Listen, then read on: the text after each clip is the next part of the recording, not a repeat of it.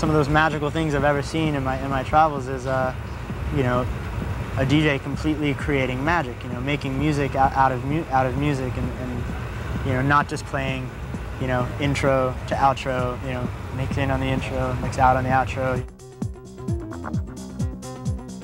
Computerized lights, computerized music. You know, everything's computers, except for the turntable. Accelerated speed. Somebody decided to make a DJ turntable and they made one, and it's like, that's it. And that's the shit, you know what I mean? Like, that's it. You can go in the worst nightclubs to the best nightclubs, but, you know, there could be two little speakers in Tut's Tomb, or you could go in the Ministry of Sound where they have bass bins that fucking tower over your fucking head, but you step inside the DJ booth and I guarantee you there's 1,200 sitting up in there. No matter what kind of mixer or anything else they have, that's the standard right there.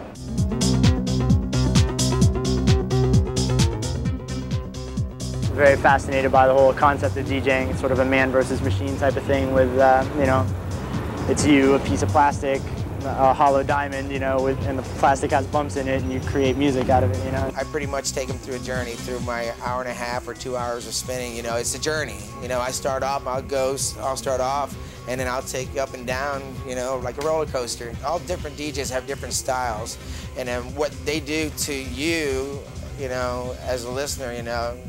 But for me, my main thing, what I try to do is just get everybody dancing and going and listening to the messages positive. My favorite DJ? I have a few of them. Huda Hoodia, The Extreme, Sandy, Orlando, list goes on and on. A lot of the Florida talent that's around. DJ3, who works with us on Hallucination, Chris Fortier, Kimball Collins, Rich Rosario, Chad Allen, Grumpy. There's so many people, Icy, that have a different thing to say with their music, and they all have their own styles and go through their phases of different types of music, and so they all have their own unique sound, and that's why every week we try to get someone different in here. Sometimes that hurts us because people want to hear, you know, a lot of poppy stuff, and sometimes they're going to hear a lot deeper music or unfamiliar music. But I think I would rather keep it fresh in that sense than have it get stale. I'm certainly not one for the techno snobs or the house snobs, or, you know, we can only play this style, we only play this style, you know. All this stuff stems from disco, man. All the disco clubs, you know, if none of that would have happened, there would be no such thing as this.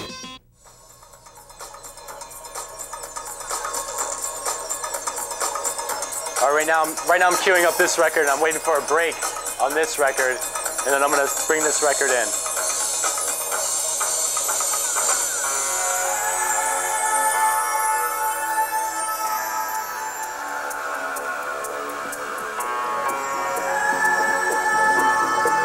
In certain venues or certain parties, you'll have a different vibe.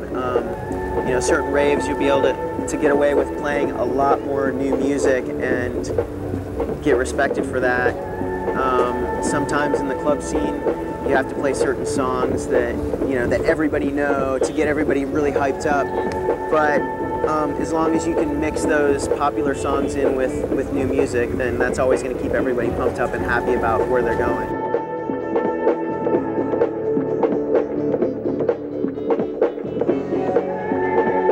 My advice as a DJ to anybody else who's trying to work a club is to still, you know, work those popular songs in. Don't get all upset because you hear them every week, because, you know, people have to have something to grasp onto.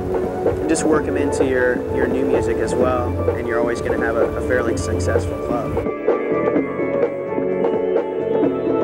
For me to be able to explain to you everything that I could possibly do with this mixer and these two records right here would really take a long time. All right. The best philosophy behind getting into making electronic dance music is